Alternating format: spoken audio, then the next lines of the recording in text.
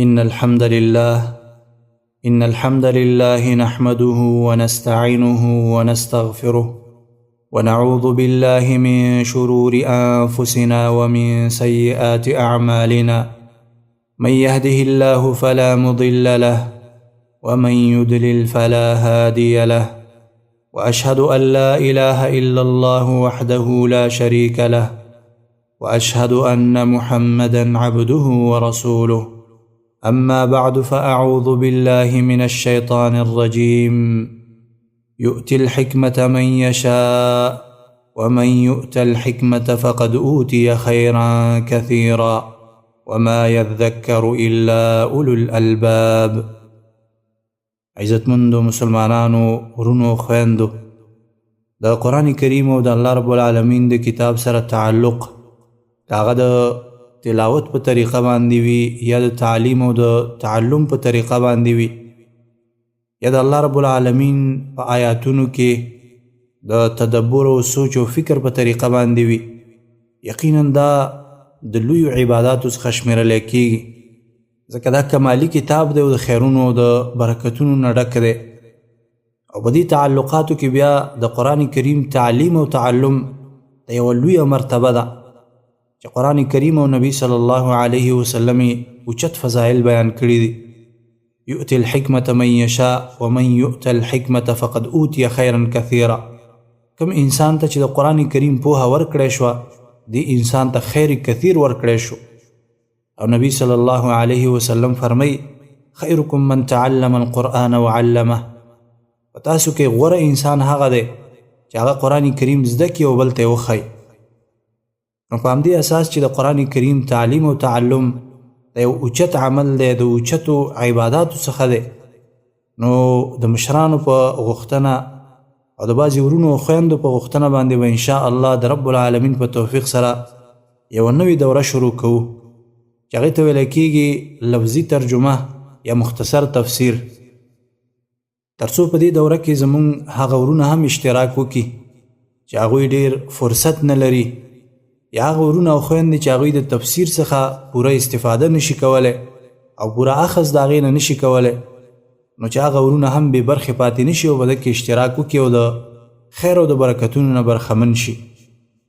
د قرآن کریم په مختصر تفسیر یا لفظي ترجمه کې به زموږ معمول دا وي چې د صورت وجه د تسمیې مکی دی صورت که مدني صورت دی، آیاتونه او رکوګانې څومره دي، د صورت ربط څه دی د مخکې سره، دعوه د صورت څه شی ده، او بیا د هغه نه وروسته د کلماتو لفظي ترجمه.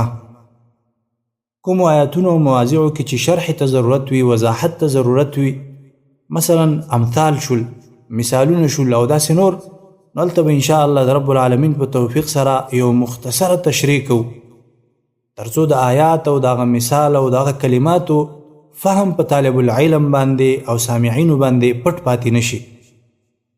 نور به حتی الوسه دې کوشش کېږي چې تفصیل او تشریح ونشي تر څو د قرآن کریم ترجمه مخکې لاړه شي او مسلمانان د قرآن کریم د ابتدا نه تر انتها پورې د دې په ظاهري معنا باندې او په ظاهري معانیو باندې پوه شي. نو اولنۍ سورت د قرآن کریم دا سوره فاتحه ده. بسم الله الرحمن الرحیم. سورة الفاتحه. سورة الفاتحه دا مکی سورت ده، و آیاتونه لري او یوه رکوع لري. بعضې علما چې بسم الله پکې شماري نو د دې سره و آیاتونه دي، او بعضې علما پکې بسم الله مستقل آیات نه شماري نو صراط الذین انعمت علیهم دا 2 آیاتونه دي. نو سورة الفاتحه دا و آیاتونه لري او یوه رکوع لري. سورة الفاتحه ته ځکه فاتحه ویلی کېږي چې فاتحه کې معنا د شروع ده، نو په دې باندې هم قرآن کریم شروع شوی دی، نو ځکه ورته سورة الفاتحه ویلی کېږي. فضائل د دې صورت بیا ډېر زیات دي احادیثو د نبی صلی الله علیه وسلم کې. یو فضیلت دا دی چې دا هغه صورت دی چې نبی صلی الله علیه وسلم فرمایي لا صلاة لمن لم یقرأ بفاتحة الکتاب. حدیث د مسلم کې راځي چې لمونځ بغیر د سورة الفاتحې نه کېږي. چا چې سورة الفاتحه لمونځ کې ونه لوسته هغه چا لمونځ نه کېږي. بل دا چې حدیث کې راځي نبی صلی الله علیه وسلم ته په سورة الفاتحه او په خواتیمو د سورة البقرې باندې یو خاص بشارت او زیری ورکړی شوی دی. ابشر بنورین، دې ته نورین ویلی شوي دي. سورة الفاتحه او خواتیم د سورة البقرې ته. د سورة الفاتحې د نزول سره اسمان کې داسې دروازه کلاو شوې چې هغه مخکې نه وه کلاو شوې. بل ناشنا فضیلت یې دا دی چې نبی صلی الله علیه وسلم فرمایي ام القرآن عوض من غیرها وليس غیرها منها عوضا. سورة الفاتحه د نور قرآن کریم نه عوض کېدلی شي، خو نور قرآن کریم د سورة الفاتحې نه عوض نشي کېدلی. د عجیب فضیلت د دې سورت دی. مضمون او دعوه د سورة الفاتحې دا ده چې دې کې د الله رب العالمین توحید بیانېږي سره د رد شرک نه، چې ضمناً به رد شرک الله رب العالمین وکي. نو د الله رب العالمین توحید بیانول او شرک رد کول دا دعوه او مضمون د دې سورت دی. بسم الله الرحمن الرحیم. بسم الله خاص په امداد د نوم د الله تعالی شروع کوم. الرحمن چې عام مهربانه دی، الرحیمی چې خاص رحم کوونکی دی. الحمدلله رب العالمین. یاد کې اوس د الله توحید ذکر کیږي. الحمد ټول کامل صفتونه لله خاص الله لره دی، رب العالمین چې رب دی د مخلوقاتو. الرحمن الرحیم دا هم دلائل دی. الرحمن چې عام مهربانه دی، الرحیمی چې خاص رحم کوونکی دی. مالک یوم الدین دا بل دلیل ذکر کی الله رب العالمین چې الله لره حمدونه ذکر دي چې مالک اختیارمند دی، یوم الدین د ورځې د جزا. یوم الدین نه مراد قیامت دی، قیامت د ورځې واقعدار دی.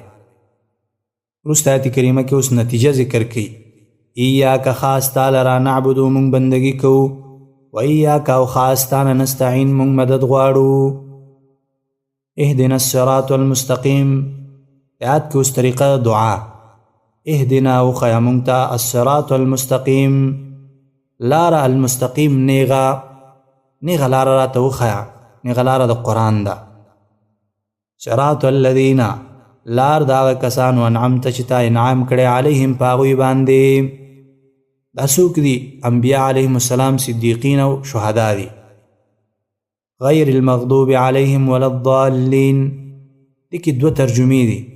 یو ترجمه دا ده غیر المغضوبی چې نه دی غضب کړی شوی علیهم په هغوی باندې، ولا الضالین او نه دي ګمراهان.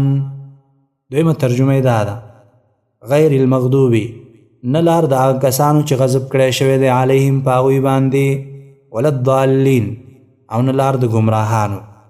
مغضوب علیهم نه مراد یهود دي او ضالین نه مراد نصارا دي. آمین. یا الله دا زموږ دعا قبول کړي. د سورة الفاتحه په آخر کې آمین ویل سنت دي او په لمانځه کې چې د بعضې علماو بیا دې ته واجب ویلي دي ځکه امر پې باندې راغلی دی. نبی صلی الله علیه وسلم فرمایي کله چې امام آمین ووایي نو تاسې هم آمین ووایئ، ځکه چې آمین چې د ملایکو سره موافق راشي نو مخکیني ګناهونه ورته وبخلی شي. بیا مسله د جهر او د اخفا په قلاره لوستل پکار دي که په جهر په تیزه باندې، نو دواړه خو جایز دي، خو لیکن افضل او غوره دا دی چې په جهر باندې ولوستلی شي، په تیزه ولوستلی شي، ځکه احادیث د جهر دا زیات دي او ثابت دي.